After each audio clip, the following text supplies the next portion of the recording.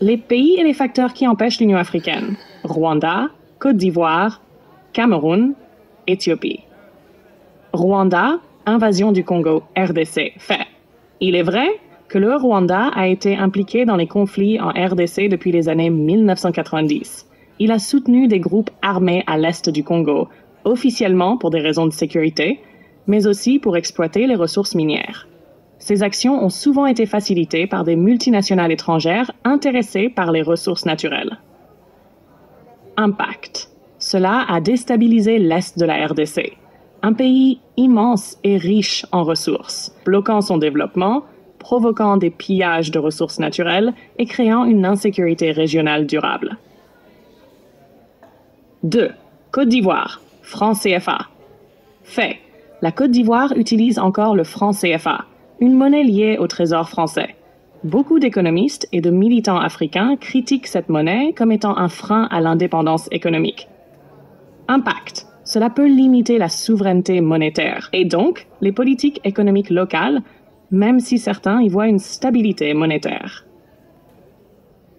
3. Cameroun, régime autoritaire.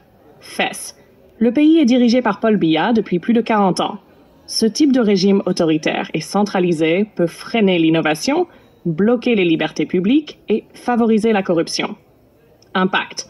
Cela empêche une jeunesse dynamique de s'épanouir pleinement et freine le développement démocratique. 4. Éthiopie. Profiter des aides de l'Union européenne. Fait.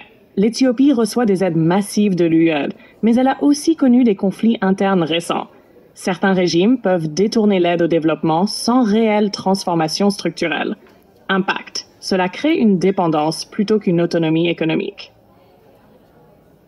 5. Nigeria, influence des multinationales.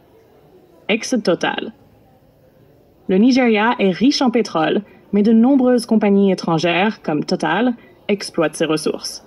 Il y a aussi une corruption massive dans la redistribution de cette richesse. Impact.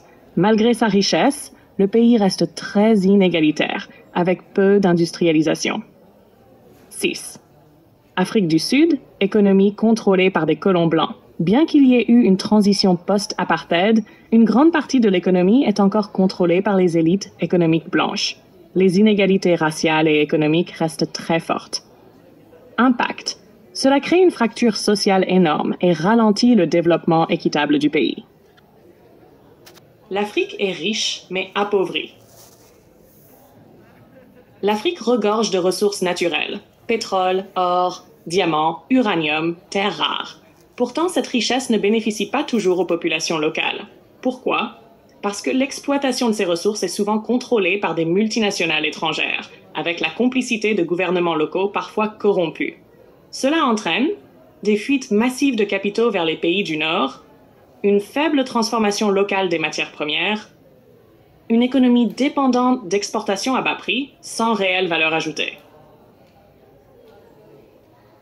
Aide au développement ou néocolonialisme déguisé. Ce qu'on appelle aide au développement peut sembler généreux. En réalité, elle cache souvent des intérêts économiques ou géopolitiques. Par exemple, elle soutient parfois des régimes autoritaires qui garantissent l'accès aux ressources. Elle est fréquemment conditionnée à l'achat de biens et services provenant des pays donateurs, aide liée. Elle contribue à l'endettement plutôt qu'à la souveraineté des pays bénéficiaires. Dette et dépendance chronique. Beaucoup de pays africains restent piégés dans un cycle d'endettement hérité de la période post-coloniale. Malgré les restructurations, la dette n'est que rarement annulée. Résultat, des budgets publics étranglés, une dégradation des services essentiels, éducation, santé, infrastructure, une perte d'autonomie politique et économique. Des responsabilités partagées. Les puissances étrangères, anciennes coloniales, mais aussi nouvelles comme la Chine, jouent un rôle central dans le maintien de ce système inégalitaire. Mais la responsabilité ne leur incombe pas exclusivement. Certains dirigeants africains partent activement à cette logique, détournant les richesses nationales au profit de leur cercle restreint, au détriment de leurs concitoyens.